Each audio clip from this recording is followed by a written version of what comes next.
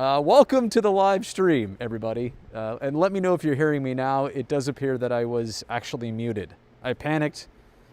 I made sure that I was plugged in. That is all correct. I literally had the mute button on. What a dummy. And that was kind of the way tonight's hockey game went. Enough things went right. You had a 1-goal lead after 2. For the second time in a row, just could not complete the task. And frustrating result for the Sharks. Even to the fact that in overtime, I honestly had such a good look at Carlson centering to Couture. I thought that was the winner right then and there. Inches away from burying that thing past Bennington. Let me grab my notes here real fast. There are some things I want to talk about the game, but you couldn't hear me when I was muted. What I really wanted to say as well, in addition, was I kind of want to talk about this experience of attending a sporting event for the first time in 13 months, attending a Sharks game for the first time in 13 months. You're all watching this on TV, and I understand that for the most part, things look normal on the ice, the replays, the sounds you hear, but being here in person, I mean, and I did shoot some video tonight. I am going to make something for the channel here, so you can see what it's like during a game. It's like watching a practice here, and I don't mean the pace, and I don't mean the intensity, because that's certainly at game level, but I've watched dozens upon dozens of practices that take place here in the tank, and it feels like that because of the sights and sounds. I mean, you can literally hear everything. Stick on puck, skating, yelling from the bench, chirping. Sorry, I'm trying to itch under the mask here. And by the way, I do have to say huge credit to the Sharks. The process of getting in here, when I say it's easy, I'm saying that they make the process easy. It's complex. It involves antigen testing, getting certified, everything. It's hard to get in here, but they make it also easy with the process. So that's definitely appreciated.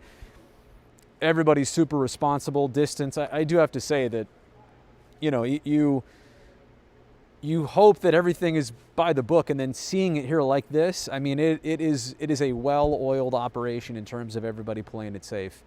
So I did enjoy seeing this in person. I will never say it's anything close to the same. I think that's a given. But what my point is that on television, you see so much that looks similar enough to you that you think, all right, this feels like it. Just being here, this is not normal at all, And that I'm glad to have this perspective now, because the more we talk about games and break things down, I mean, this is nothing like what the NHL is normally like. This is nothing what like professional sports is like. So anyway, it was rough to see the Sharks have that lead entering the third and allow a shorthanded goal of all things, and allow it, when I say allow it, it was a shot off a shin pad that found the back of the net. I'm happy for Martin Jones. Quite honestly, he was that far away from a shutout, and even since the last goal he allowed in Anaheim to the one tonight, 80 minutes, almost 81 minutes had passed. So I do love the fact that, with Dubnyk elevating his play, you've also seen Jones finding a new level in addition. And I do see a comment there about too many men penalties in 2 games should not be happening. Look, I would have to agree. And I think, the Blues also took one tonight in overtime. So apparently it was contagious, which is not a good term to use during these times. But I think the point is watching San Jose continue to struggle with the too many men penalties is something that has got to be frustrating for the coaching staff. And I don't know if it's a similar thing repeating itself in terms of how it happens, but that's something that keeps coaches up at night. Couture and Kane looked tired on the overtime power play. I would agree. I was watching those guys specifically, and I don't know the shift length there or what happened, but I also thought that in tonight's game, Kane and Couture and that line, I mean, they obviously generated some of the best chances and were most consistent with their play. It was, yeah, you know, in St. Louis, let's just talk about them real quick. I hate to always hand it to the other team, but like with Las Vegas, I mean, you give them an inch, they're going to take a foot. And with St. Louis having lost 5 in a row, entering tonight, you knew there was going to be a hunger factor. You knew that, you know, they may have had some quirks to their game in a sense of not totally being on top of it, and also a couple injuries that they've dealt with. You know, this has been the true adversity point of their season. So I didn't really know what to expect from them tonight. If those fluky things would continue, certainly this wasn't the prettiest game back and forth.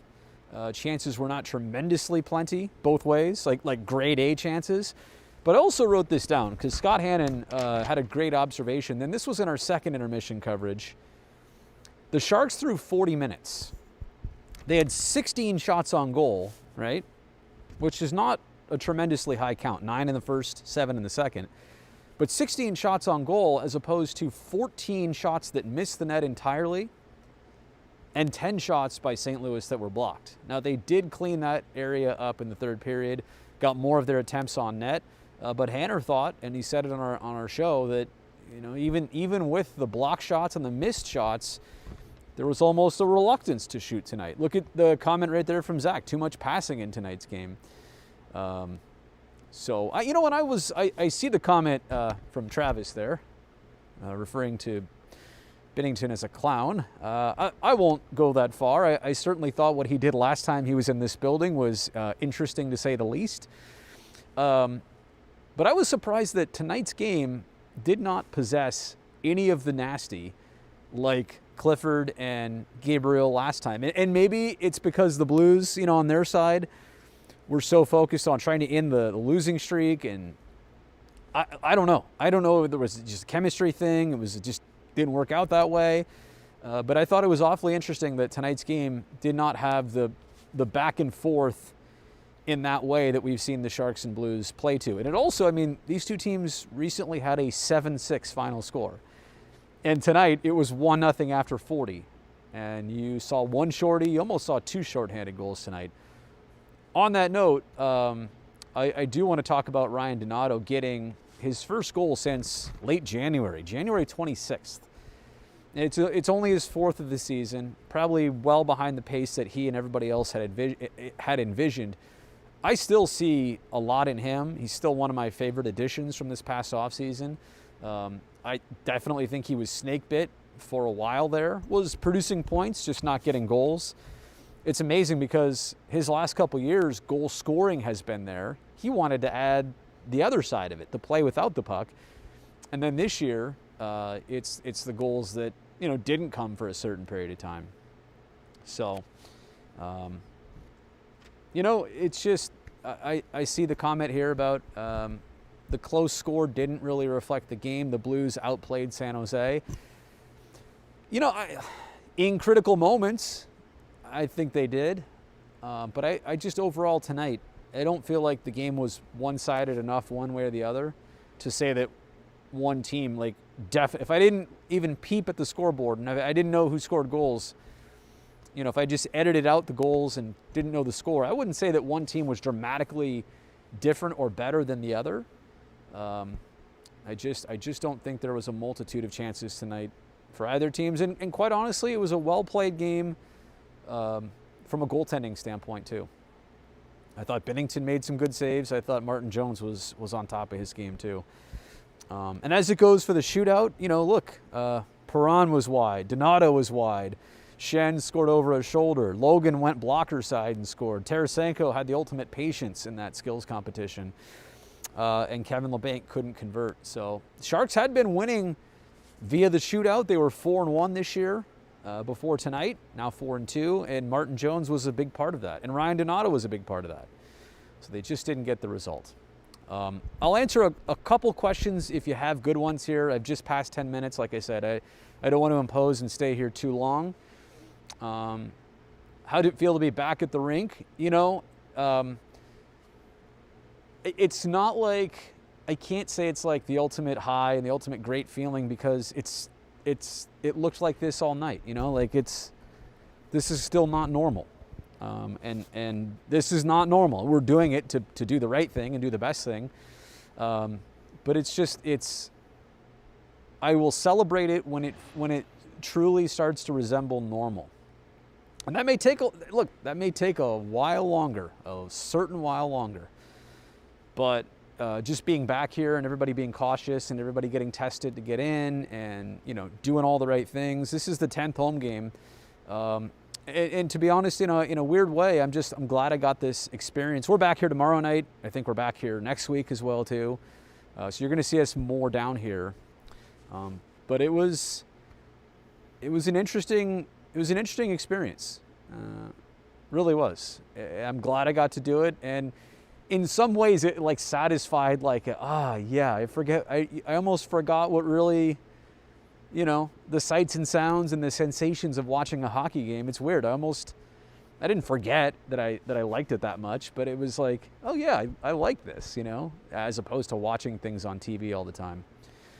Dalton, can I make a video of the tank during COVID? You know what? I shot some video tonight. I'm not allowed to roam the building, so I wanted to be responsible and follow the rules, and I did. But I was able to shoot some video, you know, during the game and just kind of give you a sense of, you know, what the TV cameras don't necessarily show you. And so I'll be posting that here on the channel pretty soon, probably in the next upcoming week. Puck up, was the goal horn loud? You know what? It actually was. Like, because it doesn't go along with the roar of a crowd, like you really hear that goal horn. You feel it when Donato scored. So I'm really happy that I got that opportunity. Does Sharky come to these games? Unfortunately, Sharky does not come to these games, and it is not for Sharky's decision that's the way it is. I want to make that clear. I think Sharky would be here in a heartbeat if that were allowed. Jacket saying the last couple losses were really painful. I agree. Look, they were to good teams, and good teams that did bad things to the Sharks, and small mistakes that the Sharks ended up paying for. There's no question about it. Did I have an opportunity to say hi to the TV and radio crew? I mean, I text Tonner and Hetty all the time, and you know, we got to see each other a little bit from a distance and masked in person in the studio. So it's not like we're not communicating all the time. Any chance for guests in tomorrow's live stream? I doubt it. I'll probably be here in the same spot after the game, hopefully talking about a win instead. But we'll do something a little bit different. Maybe tomorrow.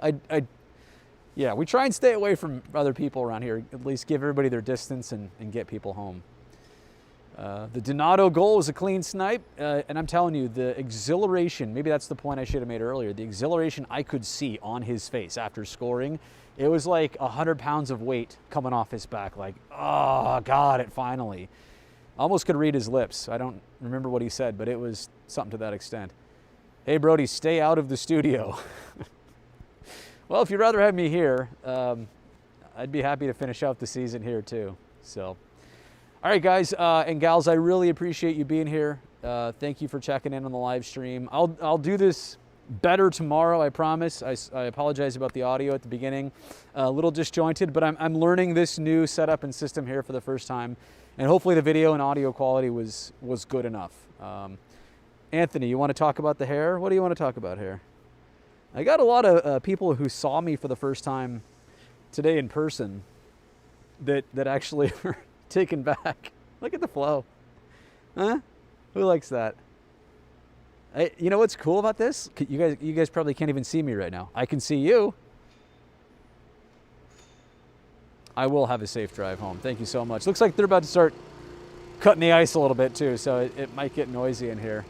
I will try and stay safe. I will probably clear the hair out of my eyes before I drive home, but thanks everybody for watching. I will talk to you next time. How long has it been? It's been 13 months and counting since my last haircut, all right? Have a good night, everybody. Bye.